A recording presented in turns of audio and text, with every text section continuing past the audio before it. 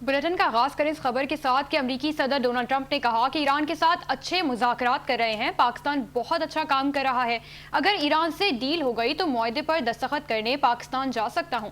उन्होंने पाकिस्तान के super Salaar field marshal Syed Asim Munir और वजीर आजम शहबाज शरीफ के जंग बंदी मुज़ाकरात में किरदार को सराहते हुए कहा कि वो दोनों अजीम इंसान हैं। आलमी खबरसा इदारे के मुताबिक अमेरिकी सदर डोनाल्ड ट्रंप ने कहा है कि ईरान के साथ मुलाकात वीकेंड पर हो सकती है। अगर डील नहीं हुई तो जंग दोबारा शुरू हो जाएगी।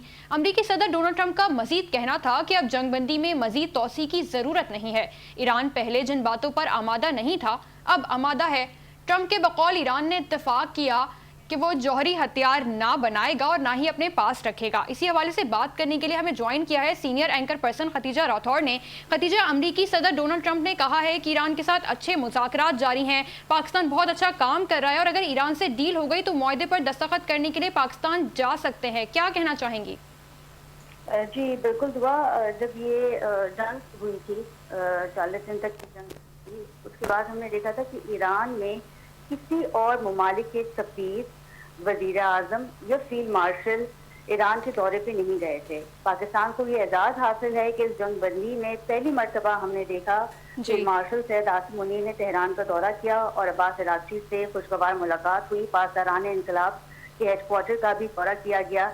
और इसराइल की अगर हम बात करें तो जब हमला किया गया था तो इसराइल की जानिब से आला क़यादत थी ईरान की, उनको टारगेट किया गया, उनको शहीद किया गया। और इस मामले में बताया जा रहा था कि मोसाद का इतना इन्फ्लुएंस है कि ईरान के आला ओहदेदारान अफसरान को भी टारगेट किया जा रहा है। लेकिन इस तमाम जंग में, जंग बंदी में सिपह सालार सैयद आसिम मुनीर साहब जो हैं वो ईरान गए। ये वाज़ेह पैगाम है कि पाकिस्तान सालसी के लिए काम कर रहा है, मीडिएशन करवा रहा है दोनों फरीकैन के दरमियान।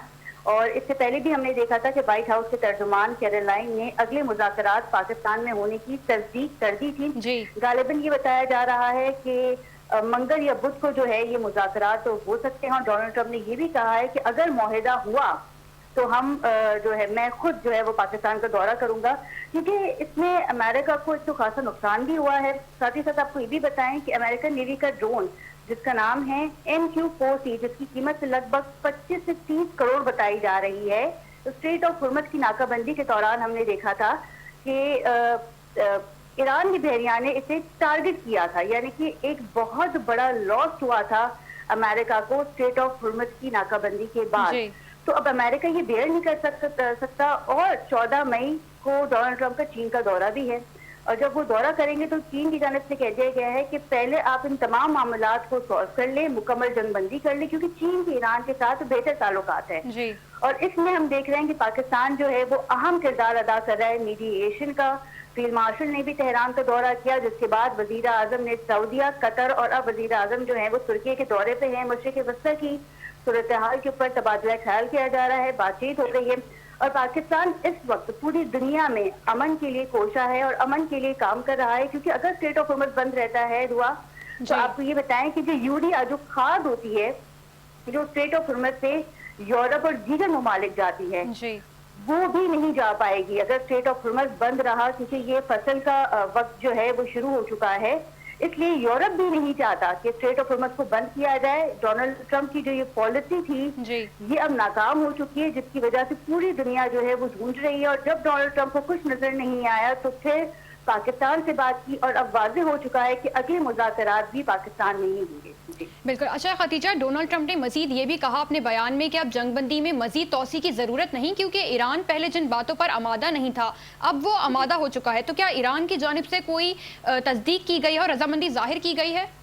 देखिए, यूरेनियम इनरिचमेंट के मामले पे हम देखेंगे कि मुज़ाकरात होंगे, बातचीत होगी। इस वक्त कुछ कहना कबल अज़ वक्त है, क्योंकि अमेरिका की जानिब से कहा गया है कि जौहरी हथियार के लिए ईरान पे 20 साल पाबंदी आयद कर दी जाए, जबकि ईरान ने 5 साल पाबंदी की बात की है, जो कि अमेरिका को पसंद नहीं आई। और फिर ऐसी खबरें आई हैं जराए पे, क्योंकि हम इसको हकीकी फैसला तो नहीं कह सकते, कि पाकिस्तान की जानिब से कहा गया था कि 10 साल जो है ये जौहरी पाबंदी हम लगा सकते हैं ईरान पे। अब ये देखना है कि दोनों फरीकैन जो हैं इस मुआहदे पे एग्री होते हैं या नहीं।